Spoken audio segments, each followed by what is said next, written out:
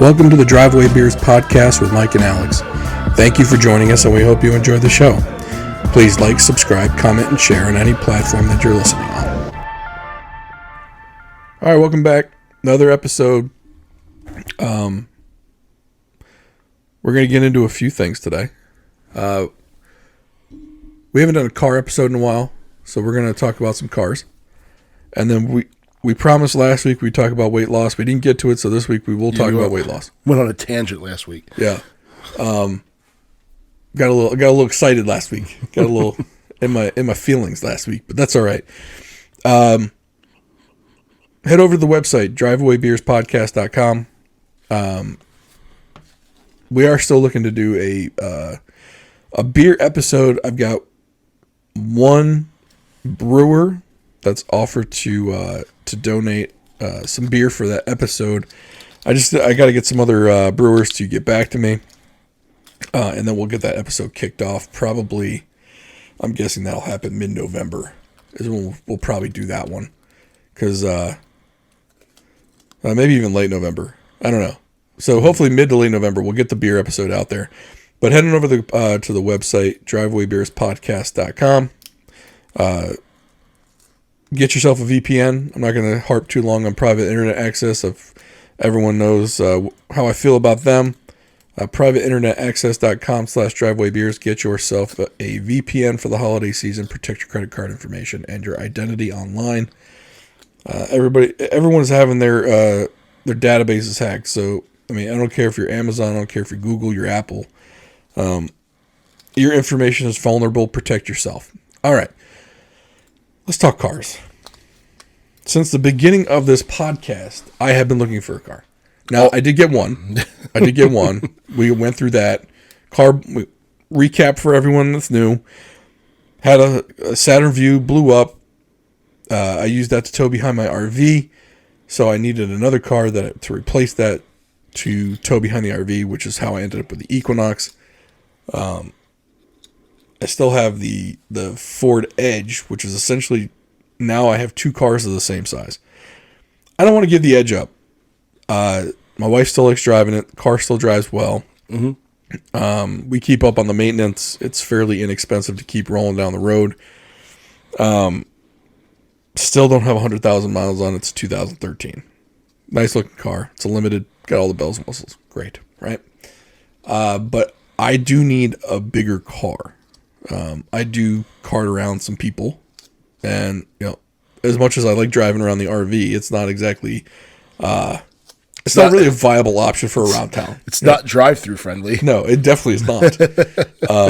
In fact, I'm bringing it up to the neighborhood this weekend, or by the time this goes out, it'll be last weekend for a field hockey tournament for my daughter. I'm going to go take it over there, park it in the parking lot, have a little tailgate over there.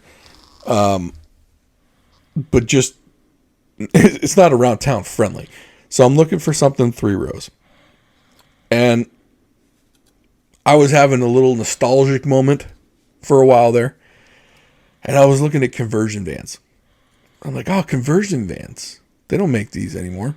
I was wrong. They do make them. They cost a lot of money. They cost $100,000. It's a Mercedes. It's basically Mercedes S-Class territory. Now you get I think you get more than a Mercedes S-Class, in my opinion. You get a lot of space. Right. Very comfortable seating. They make them in 7 and 9 passengers. So if you got one of those Duggar families, you got 2 of them, you're probably covered.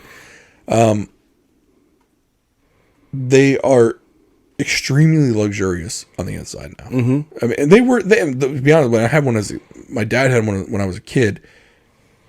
Granted, you're talking cloth seats. I mean, but for the 80s, 90s when I grew up, it was plush, man. There's seats where you just sink into them, and so comfortable. And now the inside, especially the Sprinter vans, they look like private jets inside of them. Yeah. For some reason, I'm not a Mercedes Sprinter guy. Mm-hmm. Reason being is because a lot of those Mercedes Sprinters are diesel engines. Okay. And they're up front. Mm-hmm. And they don't insulate the engine cabin that well. Mm-hmm. So you as the driver and they don't insulate the floorboards that well. So you as a driver get a lot of engine noise. And my dad actually had a small Winnebago View, which was based on the Dodge Sprinter, the Mercedes chassis. Yeah. With the diesel engine. And it was so loud going down the road. So loud. Well, I know, and a lot of those, the Sprinter vans that are set up like private jets, a lot of them, there's just a small, they're designed to be driven by somebody, like right. It's for a charter limousine company to drive those around. So right. You're not meant to drive it yourself. Right. Yeah. Right. Well, who'd want to? Really? Like, even in the Sienna, like when my kids are watching a movie and then my wife goes in the back and watches a movie with them, I'm like, what, am I an Uber driver here? Yep. So, like, I'll just sit up here and eat sunflower seeds by myself. I can't even listen to a podcast because the entertainment system's tied up with their nonsense. So, yeah. So, no, I don't know why you get one of those. But the GMC and Chevy versions, GMC mostly, man, they make some beautiful ones. But I'm not in that tax bracket to afford a $100,000 vehicle. Mm-hmm. So, of course, I look used. If you want to look like 5-7 years used, $50,000, still not my tax bracket. No. So I'm looking at like 04s, 05s. People for 04s and 05s with 100,000 plus miles, people want like 15 to 20 grand. Wow. And I just can't bring myself to do it. No. And so then I was looking at like 95s and 96s, and now we're talking well over 20 years old. Yeah. And those prices are more reasonable. When I say reasonable, I'm saying like they're 6, 7, 8 grand. Now, can you gut those and redo the interiors? What I mean, hashtag van life. Yes, of course you can. But that's why the prices got jacked up on these things, because people are they There's all these dumb hipsters overlanding in them. But the hipsters, I have a bone to pick with hipsters. Well, no, because now the hipsters all used to live in Brooklyn. Yeah. Well, now they just drive around their vans, and it's like, let's see, Booker and Della hashtag van life, and they document everything on Insta, and they don't have a job except drive around in their van and collecting followers. F those guys. I'm partially jealous if they can make a living at that. I'm partially jealous. Right. But I'm mostly upset because they drive up the prices of vans. Mm-hmm. And it's like this like nice like Sherrod or Explorer vans. And for people that don't know, the vans come from Ford or GMC stock. And then Sherrod or Explorer, and I think Explorer went out of business, they modify the van. Mm-hmm. So they put the interiors in.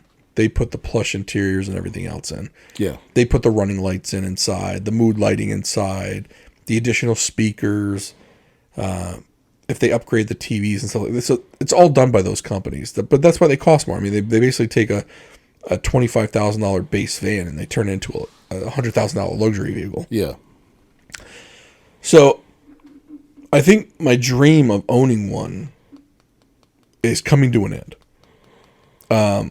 I was looking, and I was hoping to be in like the $7,000 to $10,000 range for like a 2005 or 6 or 7 or something, or even newer maybe, and that's just not going to happen. So I keep going back to the same style of vehicle, and it's that 05, 06 GMC Yukon Denali, a Cadillac Escalade EXT. Well, they didn't have the EXT back then for Cadillac. It was just the Escalade. Yeah. The Yukon had the Yukon and the Yukon XL, and Chevy had the Tahoe and the Suburban. Yeah. So I personally like the GMC Yukon XL, or Yukon for that matter, but I actually sent an email out on a Yukon XL up at Harrisburg, and I'm hoping to hear back from these guys, but I got a feeling they're going to say, screw this guy who sent an email with 16 questions in it. Yeah. But my thing is, if I buy this thing, it's going to be sight unseen. Like, it's basically, look, here's my check. Yeah. I'll pay you an extra $500 to ship it down to me in Annapolis. Mm-hmm. And so my thought is, if I'm going to buy it like that, without a pre-purchase inspection, I at least want them to answer these questions. Now, I'm not saying they'll be honest with me. Yeah. but at least it shows, hey, look, this guy isn't a dummy. He's asking the right questions. Mm-hmm. And basically, I'm asking about like rust on the rocker panels, rust underneath. Yeah. Because it is a Pennsylvania car. It's been a Pennsylvania car since it rolled off the dealership. Mm-hmm. So I know they use salt on the roads and whatnot, but it's only got 110,000 miles on it. For that age of car, it's barely been used. Yep. But I want to see some pictures of the underneath. I want to know if there's any milky substance under the oil cap. Mm-hmm. Or is it the radiator cap? I think it's the oil cap, right? No, it's the radiator. No, radiator. Radiator cap, yeah. Because radiator, that means there's oil in the coolant. Right. And then I forget what else. I think I asked them like if there were any like horrible carpet stains somewhere that I couldn't see. Mm-hmm. Well, you sent me that listing. They've got 45 pictures of. I mean, they cover pretty good. Yeah, they did. So, and those Yukons are such nice looking vehicles. They've always been that generation suburban Yukon. That's by far. It's one of the prettiest cars. Just the lines are great. It's not. It's just smooth. It's a nice looking vehicle. It really kind of stood the test of time. Yep, I agree. So, and that's why I'm looking at those. And you still see a lot of them on the road. So it's not like some of these other cars that you never see on the road anymore. That you wonder what the hell happened to that. Well, and people ask me why don't I look at something newer, and it was because I think on 2007 was when they changed the body style. Yep. And they added the cylinder deactivation to the engines. Yes. So there's some things they did. I think that year, I could be wrong, but I think the 06 and older was the last year of the 5.7, the 350 in them. So they used the 6.0 okay. on the Denali and the Cadillac. Okay. Everything else got the 5.7. Okay. But the 6.0 is just a little bit bigger version. It's the same Vortec engine. Yeah, it's not a big departure. I think it's bored a little bit bigger. Yeah, so they're not. Yeah, because you're looking at 5.7 liters. So it's. I'm not sure the displacement. I think it's 350 versus like 375 or something. It's not crazy. But I'm looking it up now. Yeah, but the 6.0 is not a big block. That's a. No, it's the same engine. It's just got a little bit extra oomph to it. Yeah, because the big block is a 454, which is enormous. Yeah, I do worry about that. The cylinder deactivation part of it. Now, don't get me wrong, though. People have driven those things 100, 200, 300,000 miles, and it never grenades the engine. Yeah. It's just something that's known to possibly happen. Mm-hmm. And actually, it can happen on the police Caprice Cruisers because they have the V8s in them. And it also has the cylinder deactivation. See, cylinder deactivation. So those things were all gimmicks and they were gimmicks. Yeah. And the reason they do it is because when the government passes these regulations, it's fleet mileage. So if you can reduce, it has nothing to do with the consumer. They don't care how much fuel you put in that car. They're concerned about their fleet mileage. So they've got to meet the minimum. Yeah. So the consumer that buys it goes, "Oh, I'm green because this has cylinder deactivation," and they'll advertise it like that.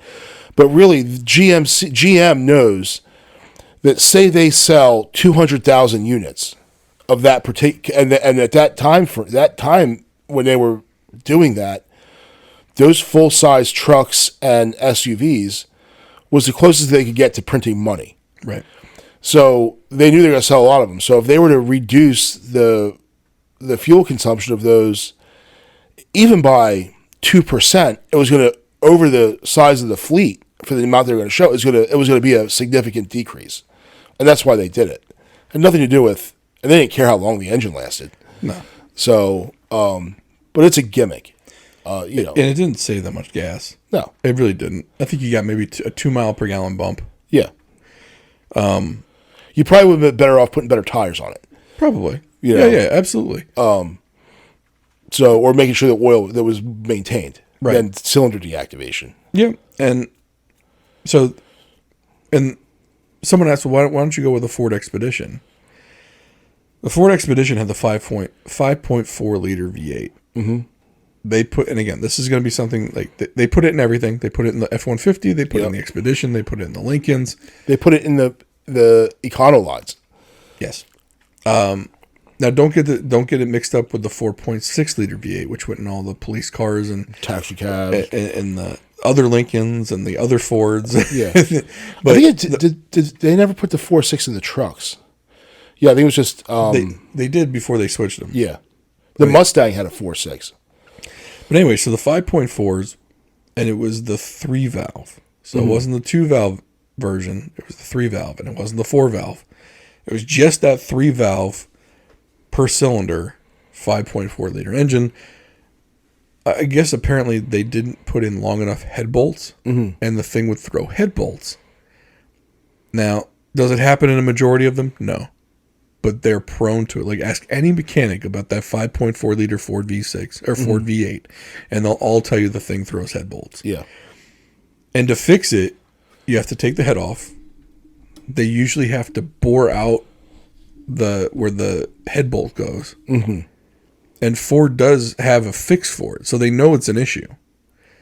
They get basically it's a kit that adds longer head bolts, and so they have to rethread it, and then they put the bigger head bolt in. Now I've got a version of that engine, which is the I don't remember the liters, but it's the V10, the Triton V10, which is it's the way Ford does their engines is they're modular, right? So from that V8, let's say you want to make it a V10, you just add 2 more cylinders to it. Okay. You literally just stack them. Yeah. that's how they do it.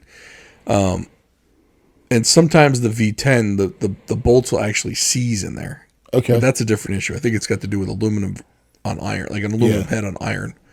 And the aluminum's like a seizes. It contracts and expands differently. Yeah. I guess it's like it melds itself or something. I don't know. Well, it's like those modular, like, so the Chevy, the 4.6 liter V6 is just all that is a 350 with 2 cylinders lopped off of it.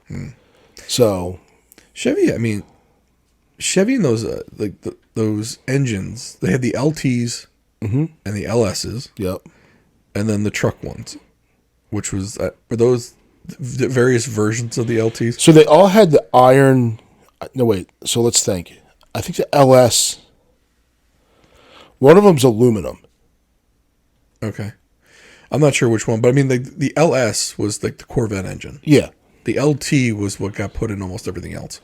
Yeah. So like the Camaro got the LT. The Caprice got the LT. The old 95. So back in the early 90s, so that's why people love the Chevy Impala SS, 93, 94, no, I'm sorry, 94, 95, and 96. That had the LS. Okay. So that was did the Corvette. That was the fast one. Yeah, so did the Corvette. And also, if you got a 9C1 was the VIN code for the Caprice. So anything GM, if it's 9C1, it's police package. Okay. So if you got the Caprice police package with the 9C1 VIN code, and you'll see fake me out Caprices all over the place. That also had the LS. Okay. Which is why they're so desirable, because essentially it had the people say, oh, it's got a vet motor in it. Right. And I mean, there are some differences to it, but on its face, yeah, it was those Impalas and 9C1 Caprices were fast. So, but back then the LS and the LT, and then the 3800 V6, those are 3 of the most rock solid engines you could buy. The 3800. First of all, it's an old pushrod V6. I mean, they put that engine in everything. Yep. They put it in. They put it in all their sedans. They're mid-size. In the wagons. Yep. And then they put it in for years and years and years. I mean, you're talking the Pontiac Grand Am and Grand Prix. Yeah. The Buick Roadmaster, the Buick LeSabre, the Buick Regal. Mm-hmm. The Chevy Malibu. Well, no, not the Malibu. The Chevy Lumina. Yep. Monte Carlo. I think the Lumina and then later Venture minivan had it. Yeah, all of them. Yeah, the Montana got it. Yep. So they put it. Then they put it in the Blazer. They put it in the. The Blazer. The Blazer had the 4.6. Had the bigger V6. So the Trailblazer had the inline six. Yeah. So the Blazer before that had the 4.6. And the GMC Envoy got the inline six. Yeah. The S10 had the 4.6. So they had a bigger. I had an Envoy. I had a Envoy with the inline six. Were those the only two vehicles they ever used that inline six for? Yeah, it was those. No, they also put it in the Caprice too. Okay. You could find a Caprice with a 4.6 in it. Okay. But that's weird. It's weird though, because that engine's super reliable too. Yeah. And they only used it in 3 vehicles. Yeah. Which was strange to me. It's actually really you find them a lot on boats. Well, Mercruiser uses it. I mean, BMW used inline sixes forever. Yeah. And those inline sixes from BMW were. I mean, that was back when BMW made a reliable engine. Yeah. Now the rest of it might suck, but inline sixes were always a really nice. Jeep had a nice one too, the 4.0. That was an indestructible engine. Yeah. Indestructible. And people are like, well, what do you mean? Well, it was in the Wrangler. They put it in the Cherokee. Yeah. And I believe when the Grand Cherokee first came out, and then they swapped it out eventually. Yeah, they put a small V8 in there. But no, but the 4.6 liter V6, they only use that in certain vehicles too, and that thing. But the Mercruiser still uses that for boats. Yeah. So, but yeah, so I guess the reason why I was looking for the 06, one, it got the 6 liter's not as reliable as the 5.7 V8, but it's still really reliable. Transmissions, they were known to be somewhat weak, but to swap out a used transmission into that thing, maybe $1,500. Yeah. Maybe, and I'm probably on the high side. Yeah.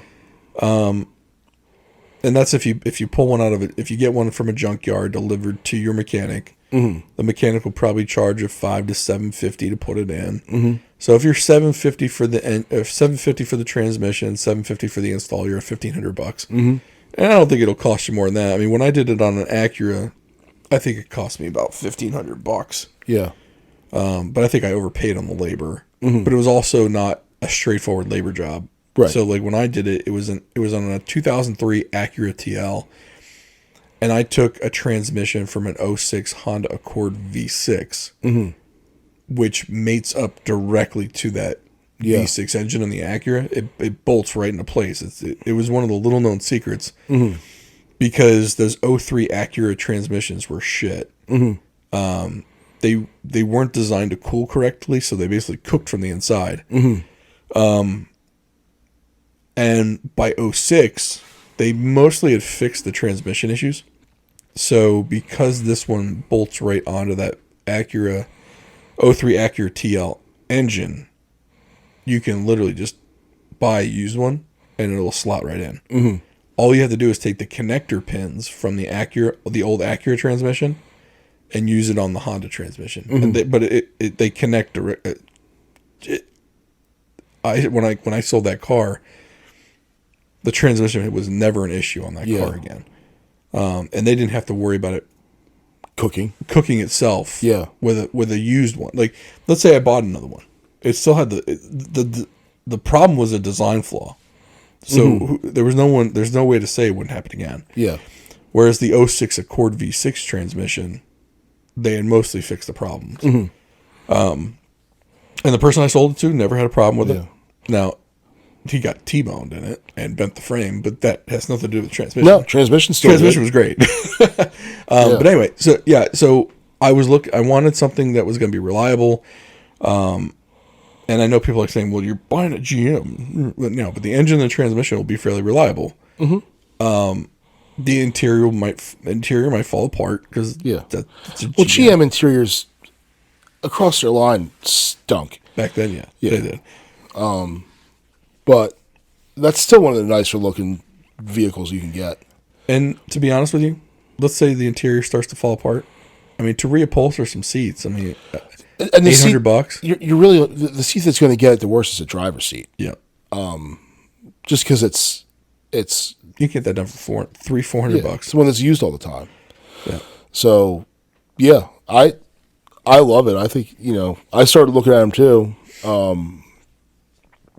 I'm more in the market for a pickup truck, but Everyone needs a pickup truck. Even of that generation, yeah, because the pickups. So that year, all the way up through that body style, the GM trucks, pickup trucks, and the full size SUVs looked identical from the front. If you look at it from dead on from the front, they're identical. From the B pillar forward, it was probably exactly the same. Now that next generation, when they went to the more squared off design on the SUVs, then they went to that weird angular design on the trucks. So the trucks are a little different from then on, but from then prior, identical. So no, that's a good find, man. I hope that works out. Yeah, I hope so too. I'm just doing a quick Carfax search for trucks. Reason being is because I don't think you find too many of those old GM trucks available. I just don't think you see it. People hold on to them for years. Yeah. So I mean, like, this thing sucks. See, part of me wants to just buy a brand new one. Get for what, $80,000? And keep it forever? Oh, yeah, but the 7 years you're paying on that thing? Yeah, at $800 a month. Yeah. I looked at just the price of new cars right now is astonishing to me. Yeah. And people are paying it. Mm-hmm. Well, I think now they're stopping. They're not paying it now. But because there are certain dealerships you can go to now, and they have a lot of stock. Yeah. Like if you go to any Jeep or Ram dealership, they have trucks and SUVs filled on those lots right now. Yeah. The only manufacturer that's really showing much of a problem, there's a few of them. Toyota is one of them. Mm-hmm. Toyota, they have an 18-month backlog. Yeah. Honda is also having some issues supplying vehicles. And so is Kia, but not Hyundai, which is weird. That's weird, yeah. Because they make clones of each other, basically. Yeah. So if you like the Kias, walk over to your Hyundai dealership and see if they got some cars over there. Yeah. But, Ford and GM are starting to put vehicles out again. Mm-hmm. If you ride by a dealership now, you can see it. Yeah, you used to see these big bare spots. Oh, yeah. Huge, yeah, huge, 2 or 3 vehicles, between, you could fit 2 or 3 vehicles between the vehicles. Oh, yeah. There. I just drove by the local Ford dealership. They're filling back up. Yeah. And the Nissan dealership right next to them, their whole front row is filled. Oh, wow. But you're back to mirror to mirror again. Yeah. Now, I think Nissan still got its issues. We did a whole episode on that. We did. we pretty much wrote Nissan off, and then, of course, after we did that, they debuted the new Pathfinder, and they got rid of the CVT on it. Yeah. But they didn't get rid of the CVT on all of it. So, people are going to buy them, though, because they had them available. That was the other problem. People didn't care about the CVT at that point. They were like, I need a car, I need it now. Yeah, and you have them, so I'm buying it. Yep. They also did the Frontier's a nice looking truck now. The new one. Yeah. Because they kept that thing along way too long. And it looked horrible. Yeah. But it's nice to see that the compact trucks starting to have a bit of a resurgence. But you know why, though? It's because the big ones, like an F-150, a GMC Sierra or whatever, they're $70,000. I know. Now, people can't afford them. Yeah. couple years ago, you could get an F-150 for 32, Yeah. and the Ranger was 28. Yeah. Well, you could pay the extra 4, you get a full size one. Mm-hmm. Now it's like, okay, you could pay 35, 40 for a Ranger. Yeah. Actually, you're probably closer to 50 for the Ranger, and you're probably closer to 80 for the F-150. Yeah. And then they slot the Maverick in below the Ranger. Yep. For that 25, 28 grand. Yeah. Well, you're basically getting a Ford Focus with a truck bed. Yeah. Just like the Santa Cruz? Yeah. They can barely tow anything. I mean, the only thing truckish about it is the bed in the back. Yeah. Okay. I mean, that might be all you need. I'm waiting for them to come out for Honda to come out with because that's the hole in their lineup right now. What's that? They don't have a truck. The Santa Cruz. That's not a truck. I mean, a real truck. True, it's not. It's the Honda. It's a Honda Ridgeline. The Ridgeline's even more of a truck. Right. The Santa Cruz is more like a Maverick. Right. You think they're going to go full size truck? I don't think so. I don't think so either. I think they don't make them anywhere else. I think they could do something with the Telluride Palisade platform and do like a Ridgeline-esque type of deal. Yeah, I mean, it's just going to be a big They don't Santa have Cruz, a big body on frame. No. They don't. I've never been a fan of the Ridgeline. In fact, I was over at, so in Bowie, there's Honda of Bowie, and then there's a Nissan dealership right next door to it. They line up. I think the same company owns them. So I was looking at the Titan had just been redesigned. Mm-hmm. So they had some Titans there. I was checking them out. And but I actually parked on the Honda lot because it was closer. You could see them. So the Honda salesman came out and said, "Oh, so you're looking at the Titan?" I said, "Yeah, just they're redesigned. I'm not in the market. I just want to kind of see it up close." "Oh, okay, well, have you seen? I'm into trucks, so I'm just trying to see how it compares." "Oh, have you seen the Ridgeline?" I said, "Yeah, but I'm looking at trucks." The guy's like, "Oh man, that's low." I said, "Here's a Honda." I said, "Hey, I'm not questioning the reliability. Right. I'm just questioning its pedigree. Right. It's a Honda Accord.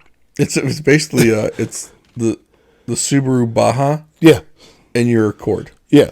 You basically made an Accord truck. Yeah. Thanks. Yeah. I'm not into it. Or like it has more in common with the Odyssey than it does with any real truck. So the interesting part about old trucks, though, so a buddy of ours that lives in the neighborhood bought an old Toyota Tundra. Okay. I think it was like an '08. Mm-hmm. Dude has no issues with it whatsoever. Yeah. I mean, it's a little beat up, but he's using it as a work truck. Mm-hmm. So what does he care? Yeah. And he got a truck. He got a 4-door truck out of it. Yeah. So I was over at Coons Toyota because they're working on I dropped the Sienna off. I'm just walking up and down to see what used stuff they had. And it was like a 2013 Tundra. It had like 180,000 miles on it. And they still wanted 18 grand for it. Yeah, it's nuts. And here's the thing. I'd think about buying a Tundra with that kind of mileage on it. Not at that price. Right. But I'm not worried about it blowing up on me. Well, that's what my brother-in-law got. He got a Toyota Sequoia. Mm-hmm. With 135,000 miles on it. Yeah. 17.5. Mm-hmm. I think it was an 07. Yeah. 07. Dude, that's crazy. That's bananas to me. Now, I will say this. So I do watch a few of the car YouTube channels out there that they analyze the car market and the wholesale market. So apparently week over week for the last 5 or 6 weeks, wholesale prices have dropped 0.7%. Mm-hmm. So it's almost, you're talking over 6, 7, 8 weeks. You're talking almost a 6% drop in wholesale prices. And then you have all the bank repos. Mm-hmm. Now, I think the bank repos get included in those wholesale prices. Yeah. But they said some dealerships are running the cars through with a reserve on them and not selling them. Mm-hmm. And he said eventually they're going to have to sell them. Yeah. So the prediction is that eventually this wholesale market is going to crater. Mm-hmm. They think that prices will go down 1 to 1.5% week over week coming up. And that, like, probably say 3 weeks from now, Yeah. you're going to start seeing prices go down because people are going to have to start selling them. Yeah. Otherwise, they say like the floor plan companies can call in the discrepancy in value at any time. Mm-hmm. So let's say you've got $1 million financed through your wholesale through your floor plan company. And a floor plan company is just it's a finance company for car dealerships, so they can buy inventory and sell it, and they pay interest on that every 30 days. You got to pay interest on what you borrowed. Essentially, the floor plan company can come in and say, "You've got $1 million worth of loans. Your cars, based on wholesale value, are now only worth $800,000. You have to come me a check today for $200,000." Mm-hmm. And if they don't cut the check, the floor plan company can repo the cars from the dealership. Oh, wow. And you have to pay them that day. Like, you have to cut them a check for $200,000. Yeah. Now, I don't know if it'll ever be that extreme, but car dealerships that are in that position, or they're highly leveraged on their floor plan, they're gonna have to start selling these cars either at auction, Yeah. or to the public at really discounted costs. So I think we're coming into the area now where these dealers are trying to hold on to try and get these last few customers at these high interest rates Yeah. to buy off the inventory at their prices. But I think if you go on Car Gurus right now, that tracks the price drops, I mean, you're seeing drops on these cars. I mean, I saw one had a $4,500 price drop within the 45 days it was listed. That's a huge drop. You were not seeing that 3-4 months ago. Yeah. So I think if people can hold off, and obviously, I mean, I'm the one making offers on a car right now, but I mean, I'm not going to offer what they're offering, what they have it listed for. Yeah. I'm going to try and get it cheaper. And my premise is, look, you can hold on to this thing, but you've got a big SUV.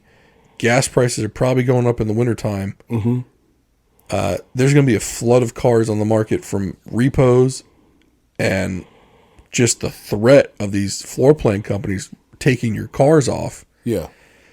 I'll offer you a decent price. You can take it or you can deny my offer and hope that someone else comes along. Yeah. And hope that you don't get caught. And then also with, if gas prices continue to climb, that whale's just going to sit there. And there's going to be a whole bunch more of them coming out because, well, you know how people are. Oh, gas prices are going up. I'm getting rid of my Suburban.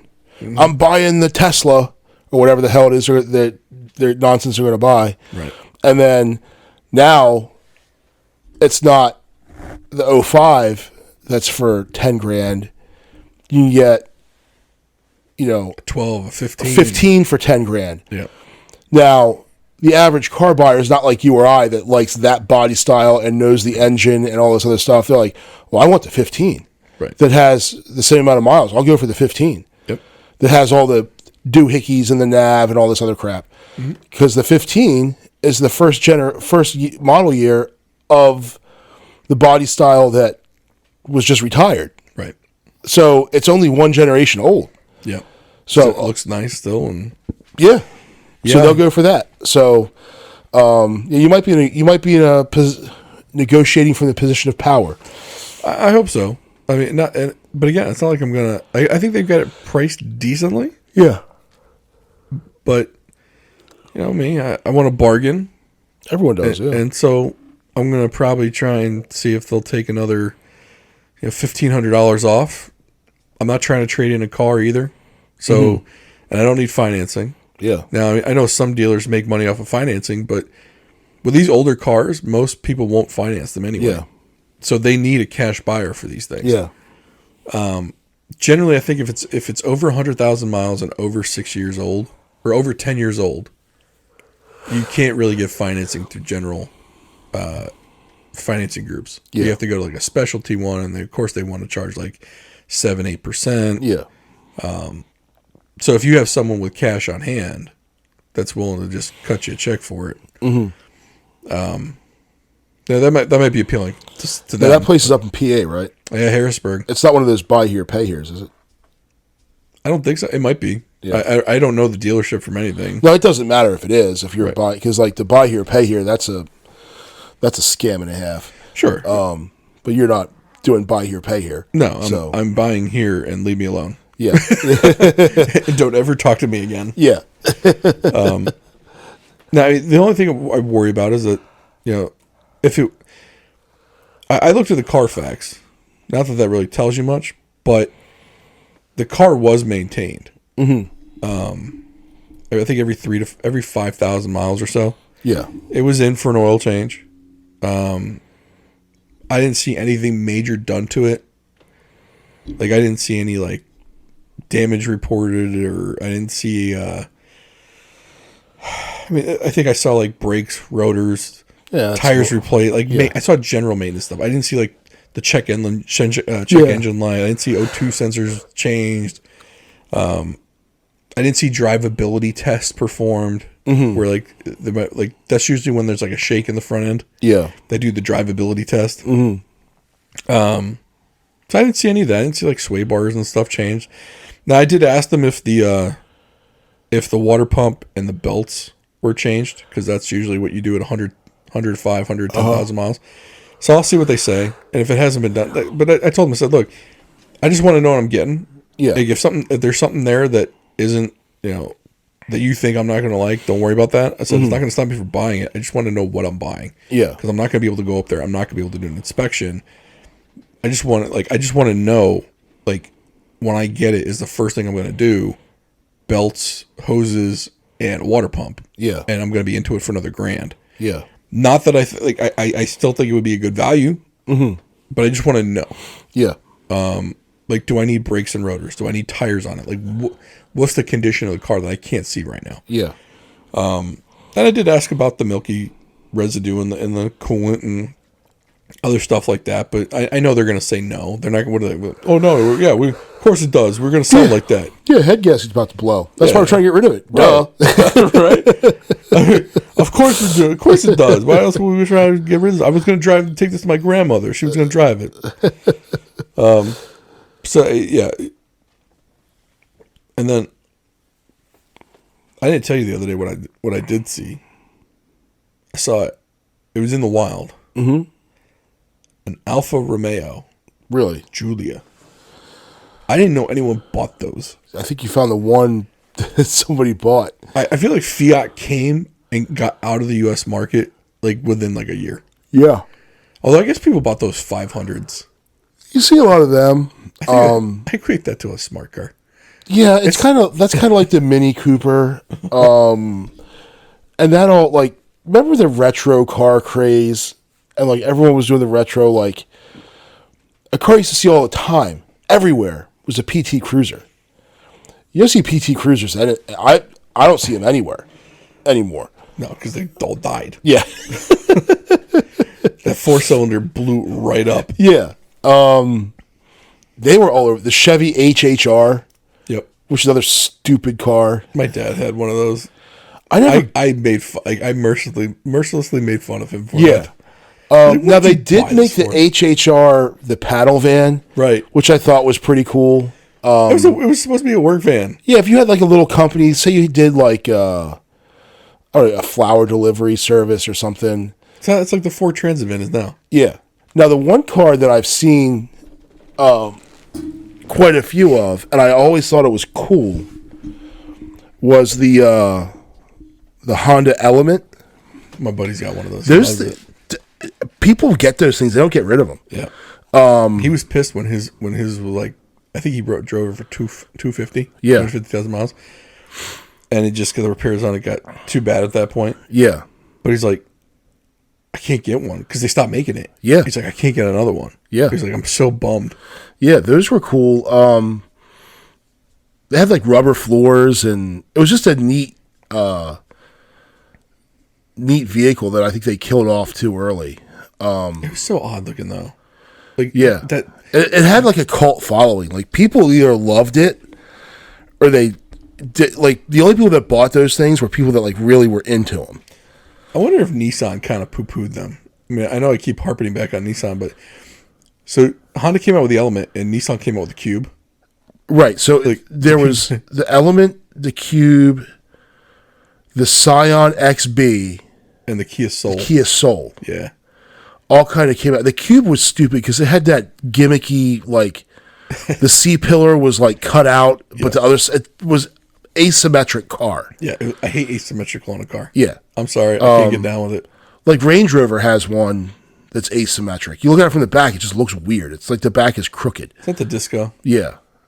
It's just a weird... Or the old Disco, maybe? I don't remember. Yeah, I'm not sure what. It's just... It's dumb.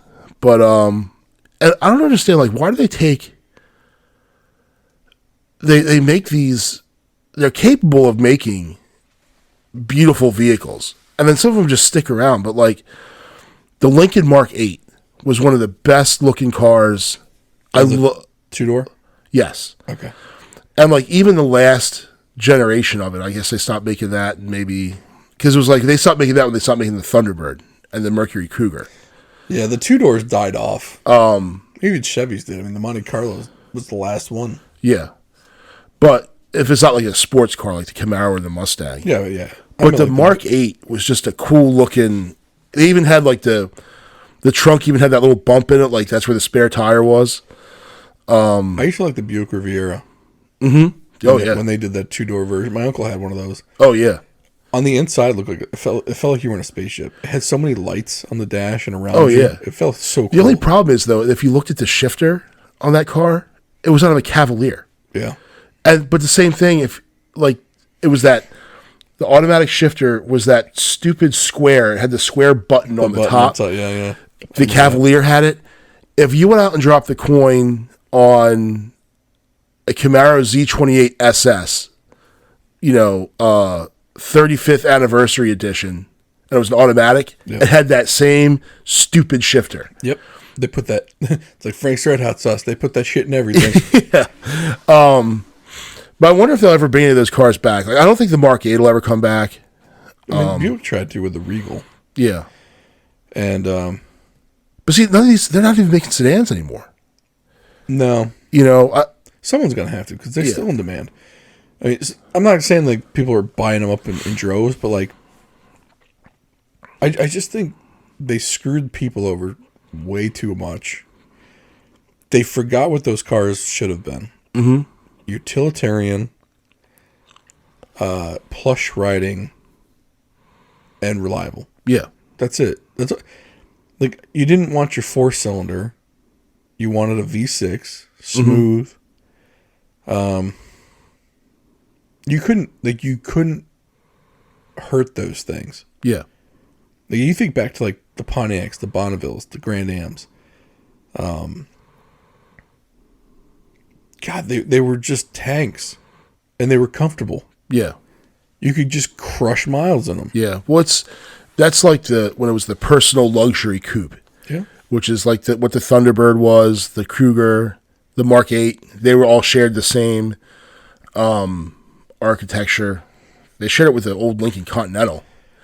With the two doors, they started to kill off the back seats in them. Mm-hmm. So because they're trying to make everything a sports car, right? And so like my grandfather had an Oldsmobile 88, mm-hmm. which was two-door. But the back seat was a full size back seat. Yeah, like the front seat slid way forward, so you had a lot. And the doors were huge. Yeah, so you had plenty of room to get yourself back there. Yeah, and then when you got back there, it was a full size back seat. Yep. Like they could have put a second door there. Sure. Right? But they didn't. It wasn't the design. That wasn't what it was for. And gosh, that car was smooth. Yeah.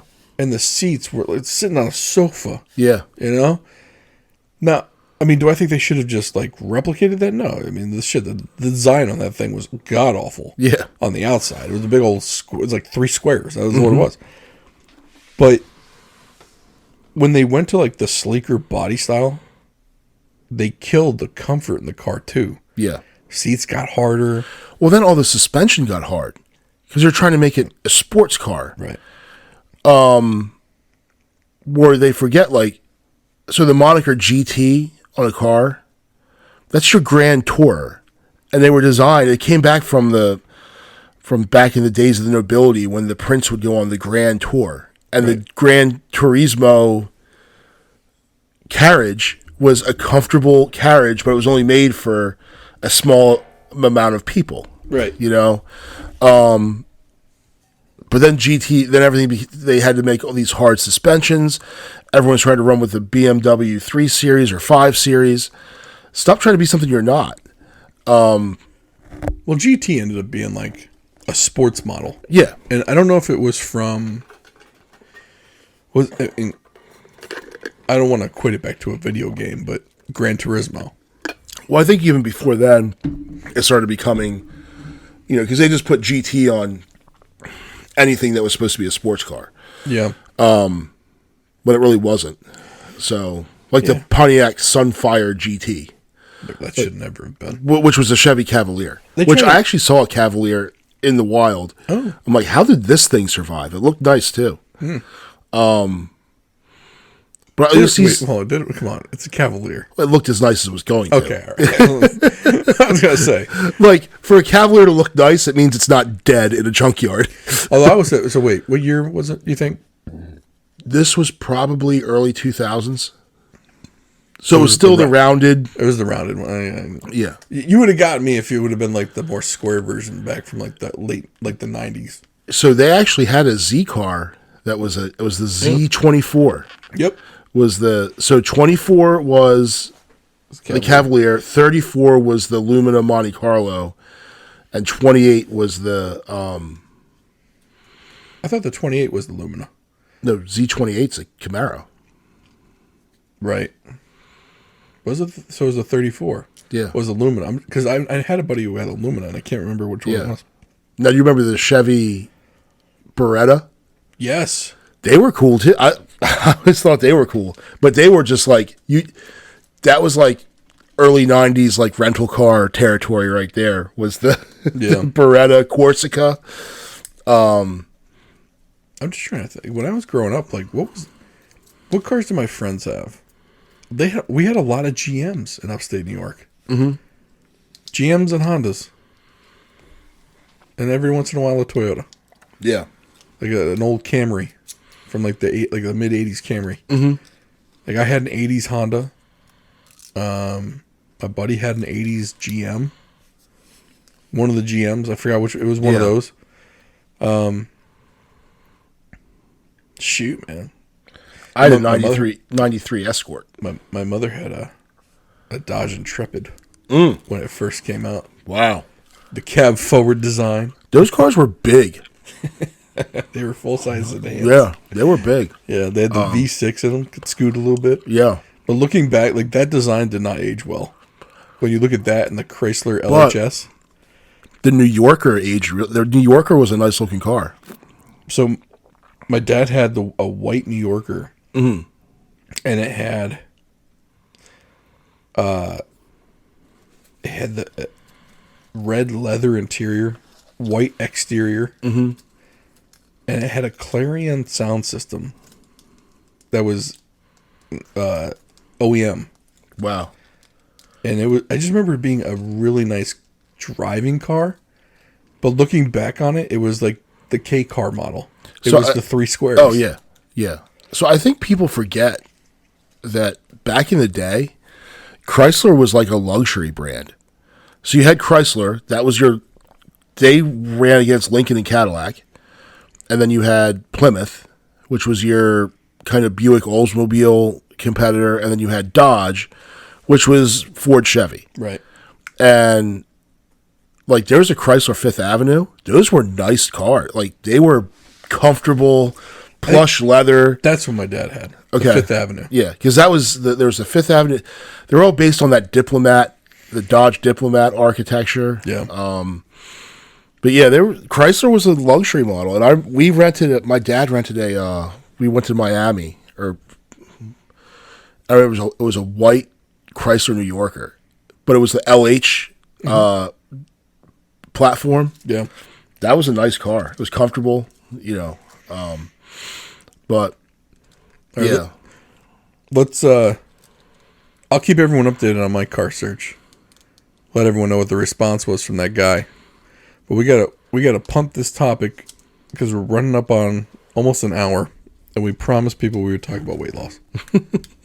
Yeah. So I'm gonna screech the brakes on the car talk, and we're gonna talk about weight loss.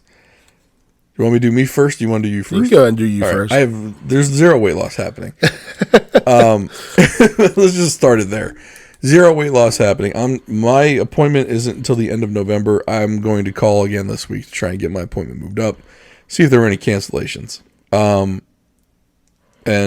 unfortunately, I won't have any news until after that happens. And of course, I'm hearing in the back of my ear. It's like, why don't you do something now, fatty? Why don't you go take a walk? I think, well, because I want to see my blood work. It's like senioritis right now. I mean, I'm not motivated to do much of anything right now. But I am getting to the point like where my shirts, like, they don't go down far enough now. Now it's just like it's not covering the belly. I'm like, oh, it's like I must be embarrassing my children, So like I'm purposely looking for things that I can wear that are longer. Yeah. But yeah, it's gotten to a pretty bad point in that realm. I'm like, ugh, my daughters must just be. They're still young. They don't know enough to be embarrassed yet, but I'm sure we're coming up on that time. Especially your older one. Yeah, she's definitely coming up on it, and she wouldn't say anything because she's a nice kid. Yeah. But I'm sure in the back of her mind somewhere it must be like, oh, geez, Dad, your belly's showing. It's like, great. Yeah, so I don't have much to report except I did go. So I've kind of looked at this where you're going to the naturopath, which kind of does everything at once. I'm kind of still staying in there. I'm staying within the insurance realm. Mm-hmm. So I need to go to a bunch of different specialists. So I did go to the urologist and get some blood work done. So I have a follow-up with that on, because I think when you're looking at, no matter what you do, I think the mistake that people make is they say, I want to lose weight. Well, of course, everyone wants to lose weight. But I think your goal has to be to live healthier.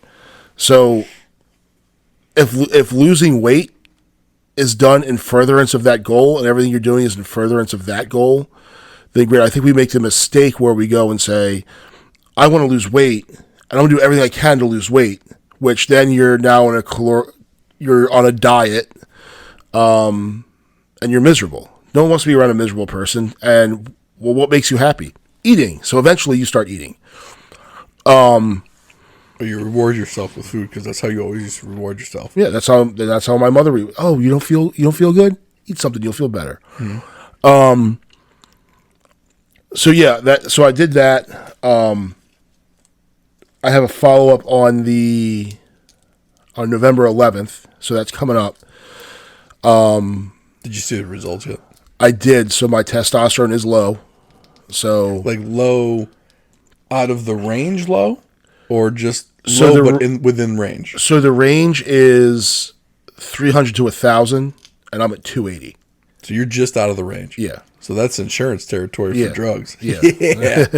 Woo! So, so we'll see what happens there. And then we also have, I'm going to go, so I have some really bad knee pain in my left knee. And it's all associated with, there's a tendon that runs from your hip, and it goes down the side of your leg, past the side of your knee, and then it attaches down in your shin somewhere. And it's called the iliotibial or something. It's an IT band. Sounds Italian. Well, it's whatever it is. It sounds painful. Like Elio's Pizza. So the worst part is it hurts the most when I sit. Like, it wakes me up at night. Mm-hmm. Now, if I'm standing and walking, it's fine. So, it's been really, really, really bad. Now, another thing I did is a lot of people don't know this, I quit dipping. So, if we had an applause button, we'd hit that. Yeah. So, it's been a month of not dipping. It's also been a month of eating whatever I want. So, I pretty much gained like 18 pounds over a month.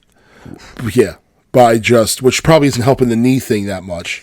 Yeah. So, yeah, but I told myself when I quit, I said, you know what? I'm not going to try to maintain a diet while I'm not dipping because I'm going to be miserable. Who's going to want to be around this guy? Right. So what I did was said, okay, I'm going to give myself the freedom to kind of eat whatever I want while I'm still like solidly in that mode. I have to shift the gears here. So is that gum Nicorette? Oh yeah. Oh, okay. Yeah. You're chewing all of it. Yeah. But it's working, and how do you get off the nicotine though? Because the Nicorette's just replaced the dip for the nicotine.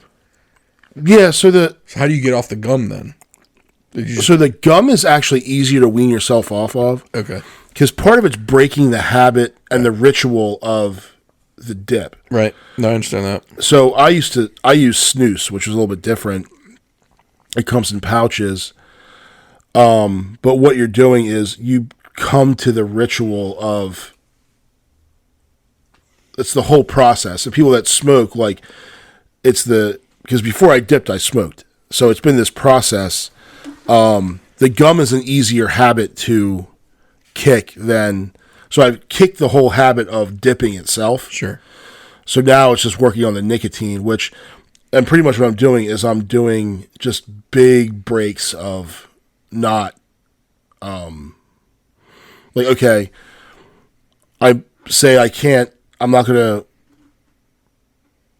while I'm driving, like I'm not using any of this gum while I'm driving. So then I'm just eating sunflower seeds. Right. All right, I ate. Now I'm going to wait 30 minutes, then 40 minutes, then. So you just try to spread it out as far as you can.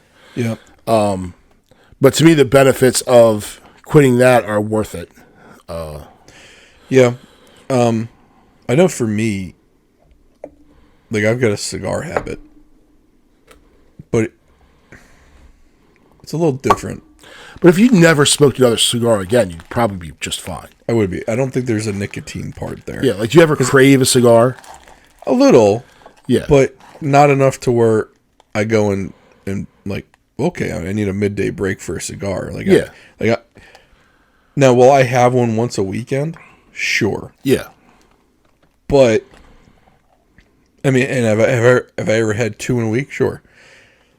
But it's not like for me, and this might just be me trying to justify it, but it's not like a cigarette thing where like I'm smoking a few a day, right? Yeah. So I don't think there's a nicotine addiction there. But I do enjoy it. No, I think it's something you like to do to relax. And if you went, you'd probably go a weekend without having one, you'd be fine. Yeah. Well, I mean, yeah. Although, I'm trying to think. This past weekend I did it, and the weekend before that, and yeah. But no, yeah. I think it would be fine. It also doesn't hurt that I've almost run out. So yeah, the company that I used to buy them from went out of business. I finally got confirmation that they went out of business. Okay. So now I'm on the hunt for a cigar again that I like. It took me like forever to find those that I actually liked. But now I'm on the hunt again. I still have my pipe tobacco that I'll smoke that. I mean, I'll probably smoke a pipe maybe once every 2 months though. It's a very rare occurrence. Yeah. Mostly because I think it's a pain in the butt. I love the smell of it. I do. Yeah. But I have not mastered the art of lighting it and having it stay lit. Mm-hmm. I don't know if I'm packing it wrong. I mean, if I'm packing it wrong, I've been packing it wrong for years. Yeah. But I'm not able to get the cherry lit, as they say, and keep it the stone and keep it lit. I have never been able to do that. Yeah. And one, it could be the pipe. I use a really cheap pipe. I got it for like $10 in a cigar shop one time. Mm-hmm. I've used it ever since. Yeah. Now, if I paid for a better one, would that help? Sure. But it's just a pain in the butt to have to light it and light it and light it. I feel like I'm like a freaking weed. I'm smoking some weed and I got to light it every time. It's like, don't mind me and my addiction. I'm okay over here. I would love it if it would stay lit and I could just, put it down for a few minutes. Mm-hmm. Like I feel like I'm smoking it more just to keep it lit. Yeah.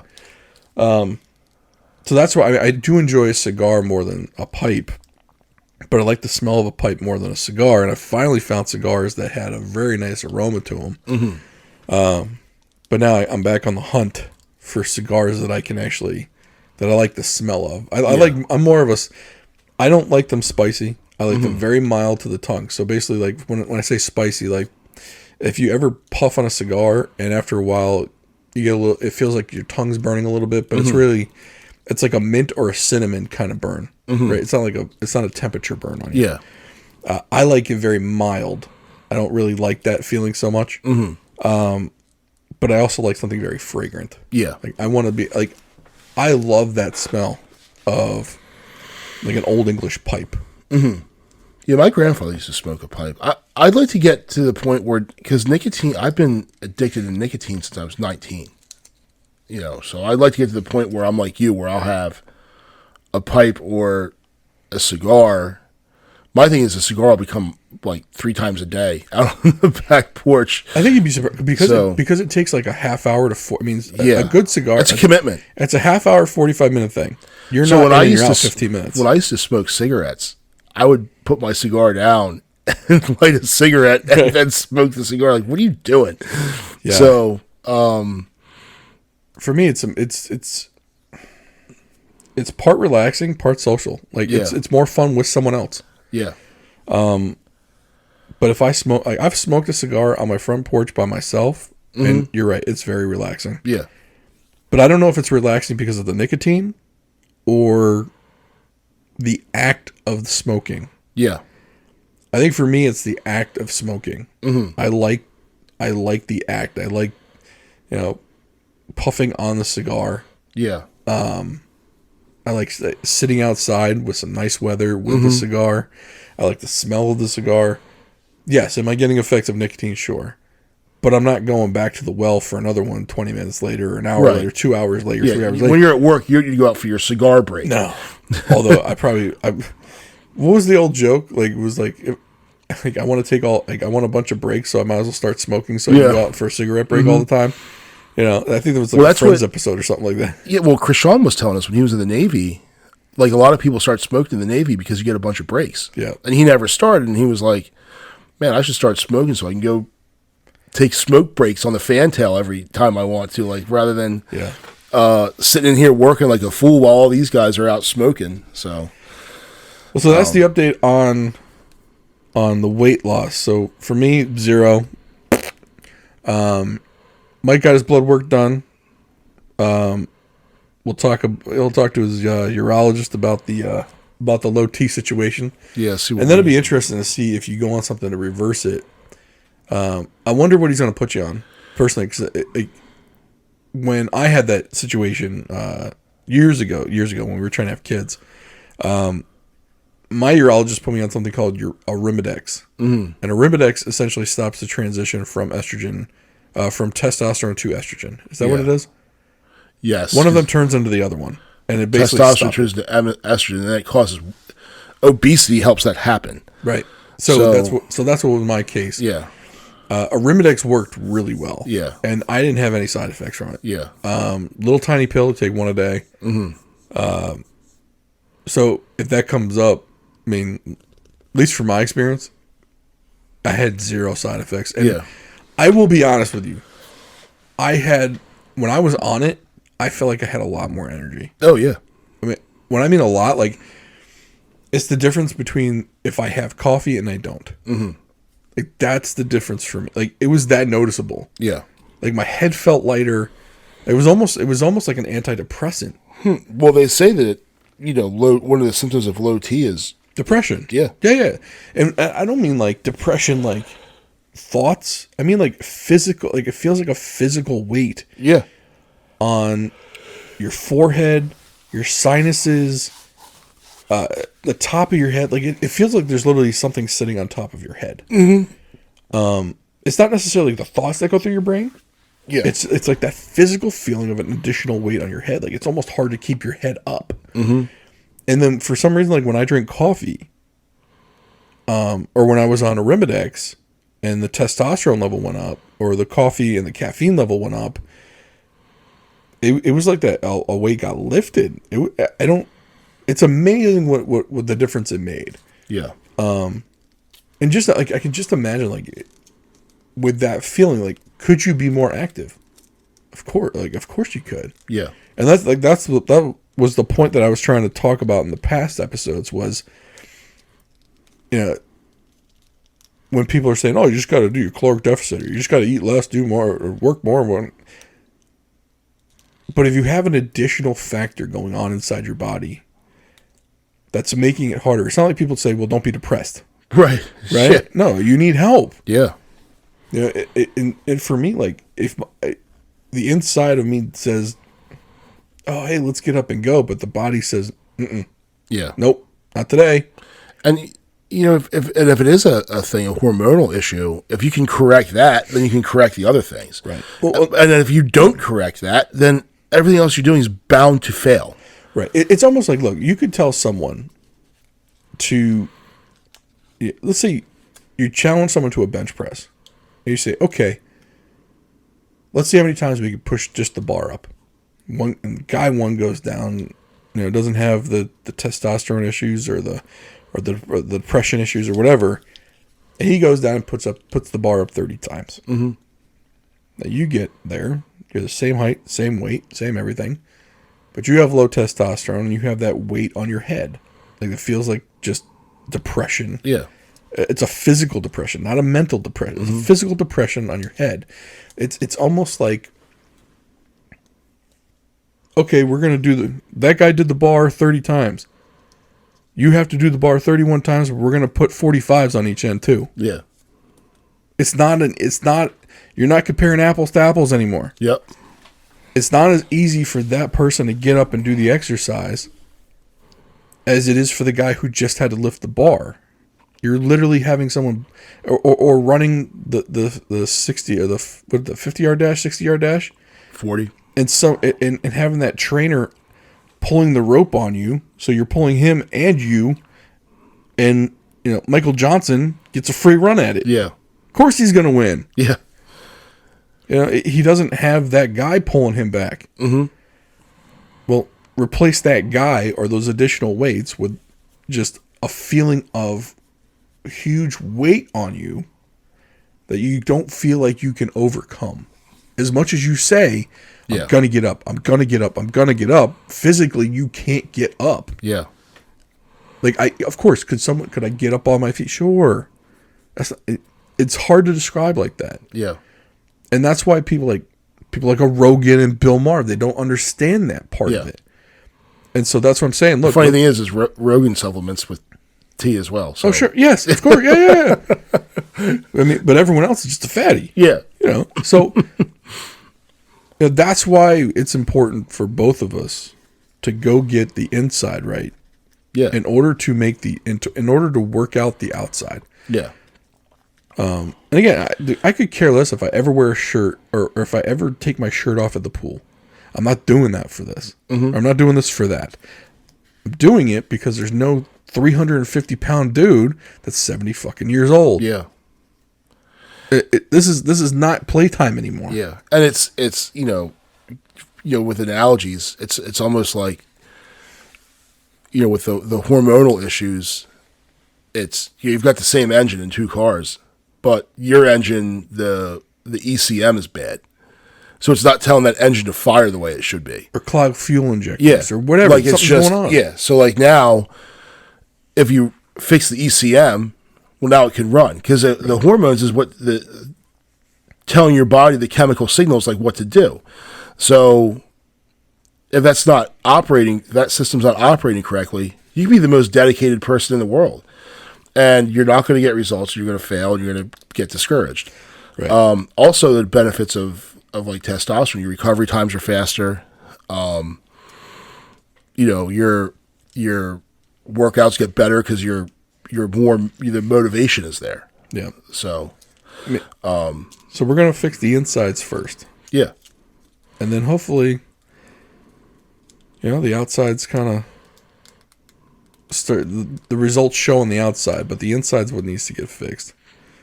And so, all right, that's the update. We will another 2 weeks, we'll give you guys an update, or maybe we'll do one next week. I don't think we have too much to go over next week, so we'll probably just wait another 2 weeks. Head to the website, drivewaybeerspodcast.com. We became official. We got business cards. So if you're around, out and about, ask us for one. Personally, I think they look amazing. I know the person who designed them wasn't me. It was the wife. But anyway, drivewaybeerspodcast.com. Click on that link for VPN. Get yourself private internet access. $55 for 2 years. Protect yourself this holiday season. Smash that like button. Don't forget to do that. Or rumble us on the Rumbles. Or on Rumble. Like us on the YouTube. Comment on the YouTube. Even though we don't really have a video on YouTube. But they make us put one up, so we put one up over the audio. Yeah. You like a fireplace. Yeah. We're on, Facebook, Instagram, Twitter. Although I hate Twitter. We're there. Go find us. We'll see you next time.